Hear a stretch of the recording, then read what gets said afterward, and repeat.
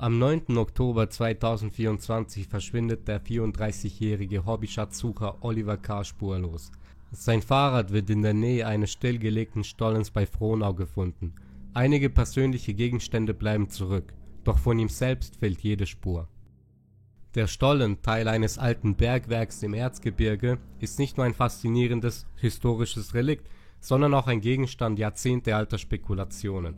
Es wird vermutet, dass dort während des Zweiten Weltkriegs wertvolle Kunstgegenstände oder Schätze verborgen wurden. Genau diese Legenden könnte Oliver K. angetrieben haben. Doch die Ereignisse, die auf sein Verschwinden folgen, werfen viele Fragen auf. Warum wurde die Suche so schnell eingestellt? Warum entschieden die Behörden, den Stollen zu verschütten, obwohl Klopfgeräusche gemeldet wurden? Und welche Rolle spielen die Gerüchte um einen möglichen Nazischatz? In diesem Video beleuchten wir die Hintergründe des Falles und die offenen Fragen, die bis heute unbeantwortet bleiben. Das Erzgebirge ist bekannt für seine lange Bergbaugeschichte. Seit dem Mittelalter wurden hier Silber, Zinn und andere wertvolle Metalle abgebaut.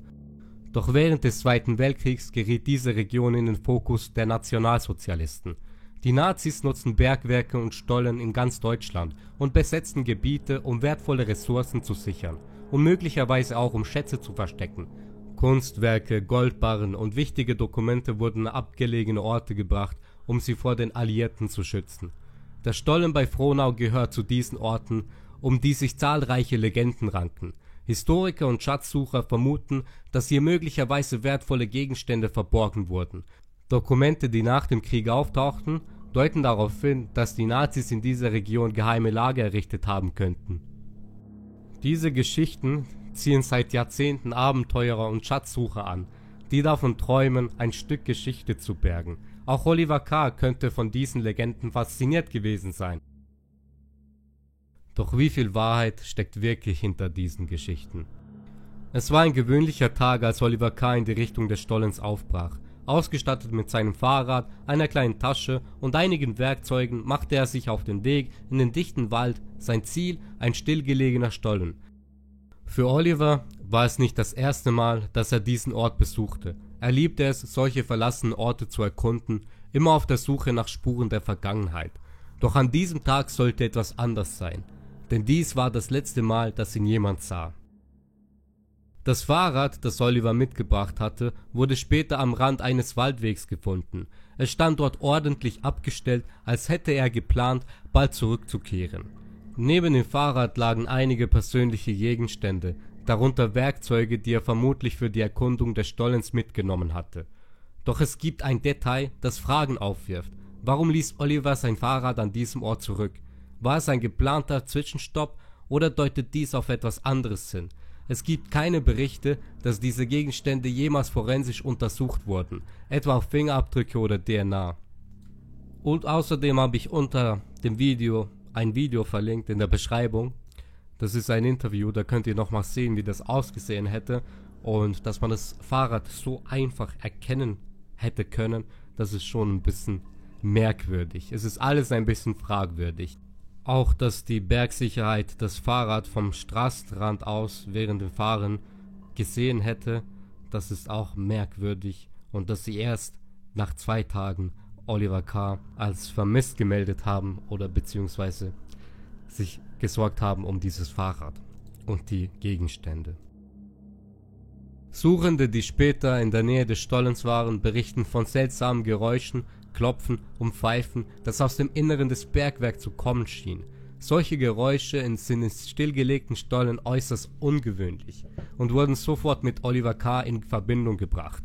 Könnte er versucht haben, ein Signal zu senden, war er vielleicht eingeschlossen und suchte nach Hilfe? Diese Geräusche verstummten jedoch, bevor sie genauer untersucht werden konnten. Ob sie wirklich von Oliver K. kamen oder eine andere Ursache hatten, wurde nie abschließend geklärt. In einem Interview hieß es noch, dass sie gesagt haben, ja, es hätte alles sein können. Deshalb sind sie dem nicht nachgegangen. Ist auch ein bisschen fragwürdig. Während der Untersuchung des Stolleneingangs stießen die Suchkräfte auf einen Metallzylinder. Es wird vermutet, dass Oliver K. ihn selbst gebaut hatte, möglicherweise um blockierte Wege im Stollen freizusprengen. Dieser Fund führte jedoch dazu, dass die Behörden die Suche aus Sicherheitsgründen abbrachen. Der Stollen wurde später verschüttet, um weitere Gefahren zu vermeiden. Eine Entscheidung, die bei vielen Fragen aufwirft. Nach dem Fund des Sprengsatzes entschieden die Behörden, die Suche aus Sicherheitsgründen einzustellen. Der Stollen wurde später versiegelt, um jegliche Gefahr für alle zu eliminieren. Doch diese Entscheidung wurde stark kritisiert. Angehörige und Freunde von Oliver K. waren entsetzt, dass die Suche so schnell abgebrochen wurde.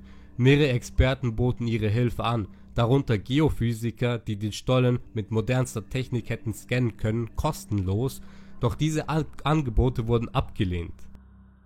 Auch spezialisierte Bergungsteams, die sich auf schwierige Einsätze und gefährliche Umgebungen spezialisiert sind, wurden nicht hinzugezogen.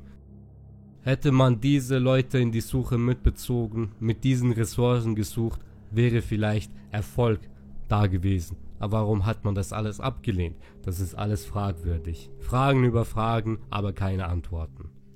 Nach dem Verschwinden von Oliver K. wurden Leichenspürhunde an den Stolleneingang gebracht, um nach möglichen Hinweisen zu suchen. Berichten zufolge reagierten die Hunde auffällig, insbesondere in der Nähe des Eingangs. Dies deutete darauf hin, dass sie einen Geruch wahrgenommen haben könnten, der auf einen Menschen oder menschliche Überreste hinwies. Doch statt die Untersuchungen zu intensivieren, entschlossen sich die Behörden, den Stollen als gefährlich einzustufen. Die genaue Art und Stärke der Reaktion der Hunde wurde nie öffentlich dokumentiert.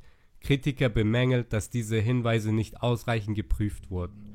Hätten die Hunde den genauen Standort von Oliver K. innerhalb des Stollens eingrenzen können, oder deutete ihr Verhalten auf etwas anderes hin?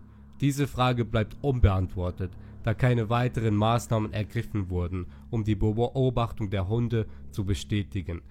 Die Hunde könnten ja auch eine Überreste von einem toten Tier gerochen haben.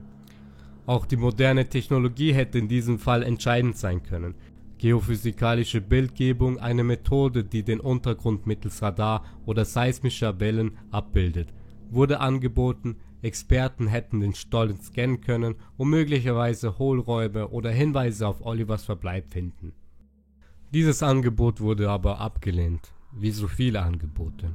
Auch Wärmebildkameras oder Robotertechnologie, die bei Rettungseinsätzen in Höhlen weltweit erfolgreich eingesetzt wird, wurde in Betracht gezogen, jedoch ohne Umsetzung.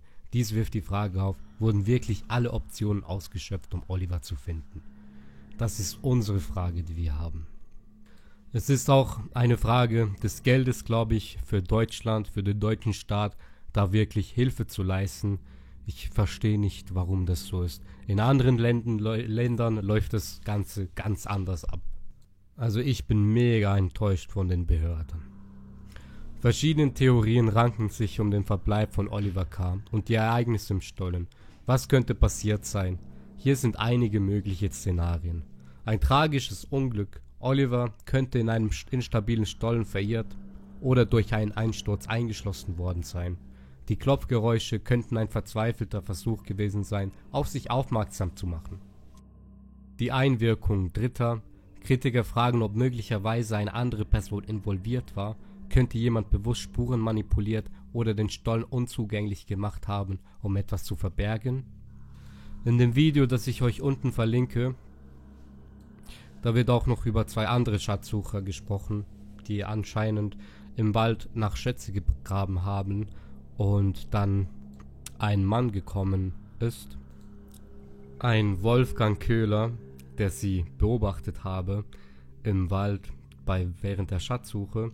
Sie wussten nicht, wer dieser Mann war. Sie haben danach auf den Fotos, NS-Fotos, Nazi-Fotos von früher, identifizieren können, dass es einer von den Typen war. Die ganze Story könnt ihr im Video unten in der Beschreibung noch nachschauen. Vielleicht war es ein Unfall wegen Bomben, vielleicht wollte er etwas sprengen, also einen Nazi-Schatz suchen oder einen Weg. Wer weiß, vielleicht wurde es auch nur hingelegt von jemandem, eben eine Drittperson, eine falsche Spur. Die Klopfgeräusche und die Reaktionen der Leichenspürhunde könnten auch auf andere Quellen zurückzuführen sein, zum Beispiel Tiere oder natürliche Bewegungen im Bergwerk. Das sind auch noch ein paar Theorien, die man hat. Es ist ein trauriger Fall. Ich finde, Es ist mega traurig von den Behörden, wie gesagt. Ich meine, vergleicht man diesen Fall mit ähnlichen Ereignissen in anderen Ländern, wird deutlich, dass oft mehr Ressourcen und Zeit investiert werden. In Thailand rettete 2018 ein internationales Team von Tauchern und Technikern eine Fußballmannschaft aus einer überfluteten Höhle. War es eine Frage des Geldes? Es gibt viele gute Zusammenschnitte in dem Video, das ich unten in der Beschreibung verlinkt habe. Also da gibt es mega viele Ungereimtheiten bei diesem Fall. Ich finde es mega krass. Meine Meinung, macht es wieder auf, buddelt das Ganze wieder auf, macht mit Sensoren, holt den raus, holt wenigstens die Leiche raus und überprüft da, wie lange das der tot ist, beziehungsweise ist er wirklich, war der noch lebendig, als man ihn gesucht hat, als man die Suche abgebrochen hat, war der noch lebendig da? Und wenn ja, dann sollte man die Behörden, die dafür zuständig sind, die Entscheidungen gefällt haben, sollte man dann wirklich an den Pranger nehmen. Das ist so meine Meinung zu diesem Fall. Ich denke, ja, das wäre eigentlich die beste Option, die man haben könnte. Genau. Wenn euch dieser Fall noch mehr interessiert, ihr da voll fasziniert darüber seid, dann schaut bitte auf dem Kanal Klappspaten TV vorbei. Ich habe den gefunden, als ich mir den Fall hier ein bisschen angeschaut habe. Ich bin da schon ein bisschen länger dabei bei diesem Fall. Ich dachte, ich muss mal noch einen Aufruf darüber machen, weil ich finde das echt krass, was da abgeht. Man sollte da jetzt wirklich mal alles klären, mal Sachen machen und nicht einfach, ja, so halbpatzig, ne? Es ist alles ein bisschen komisch, was abgeht, alles ein bisschen fragwürdig, aber das habt ihr ja alle schon gesehen, beziehungsweise gehört. Ansonsten, wie gesagt, mehr Videos und mega viele Informationen, wie auch Interviews mit Angehörigen, Angehörigen, das ist das Wort, sorry. Genau. Schaut da unbedingt vorbei, wenn euch das interessiert, das ist wirklich mega spannend. Wie traurig zugleich. Ansonsten bin ich gespannt auf eure Kommentare, auf die Meinung, was ihr davon haltet, von diesem Fall von Oliver K. Und ja, dann wünsche ich, dass niemandem so etwas passiert. Ich bedanke mich fürs Zusehen und ja, bis zum nächsten Mal. Euer Anubis TV.